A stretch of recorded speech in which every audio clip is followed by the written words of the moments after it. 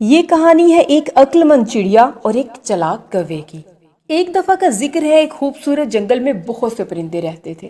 ان میں ایک عقل مند چڑیا بھی تھی اور ایک چلاک کوا بھی۔ چڑیا ہمیشہ سچ بولتی تھی اور ہر کسی کی مدد کرتی تھی، جبکہ کوا ہمیشہ دوسروں کے کھانے پر ہی نظر رکھتا تھا اور دوسروں کو دھوکہ دینے کی کوشش کرتا تھا۔ ایک دن کوے نے سوچا کہ کیوں نہ چڑیا کو بیوقوف بنایا جائے اور اس کا سارا کھانا چرایا جائے۔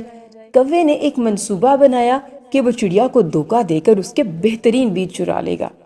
وہ چڑیا کے پاس گیا اور چڑیا سے کہا، کیا تمہیں معلوم ہے کہ جنگل کی دوسری طرف بہت سارے قیمتی بیج ہیں؟ ہمیں وہاں جا کر انہیں اکٹھا کرنا چاہیے۔ چڑیا نے سوچا، کوا ہمیشہ کچھ نہ کچھ چالاکی ہی کرتا ہے، اس دفعہ بھی اس کی کوئی چال ہی ہوگی، لیکن چلو دیکھتے ہیں۔ چڑیا کوے کے ساتھ جانے کے لیے تیار ہو گئی۔ راستے میں کوے کو پیاس لگی تو اس نے چڑیا سے کہا، میں تھوڑی دیر کے لیے پانی پینے جا رہا ہوں، تم یہی انتظار کرو۔ چڑیا نے سر ہلا دیا اور کوا پانی پینے چلا گیا۔ چڑیا نے اس دوران اپنے پروں سے کچھ بیج راستے میں گرا دیے۔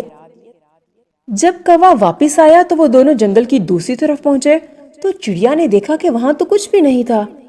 چڑیا نے مسکرا کر کہا، تم ہمیشہ دوسروں کو دھوکہ دینے کی کوشش کرتے ہو، مگر اس بار میں نے تمہاری چالاکی کو بھانپ لیا تھا۔ چڑیا نے اپنے گرائے ہوئے بیجوں کے نشانوں کو دیکھا اور واپس اپنے گھونسلے میں پہنچ گئی۔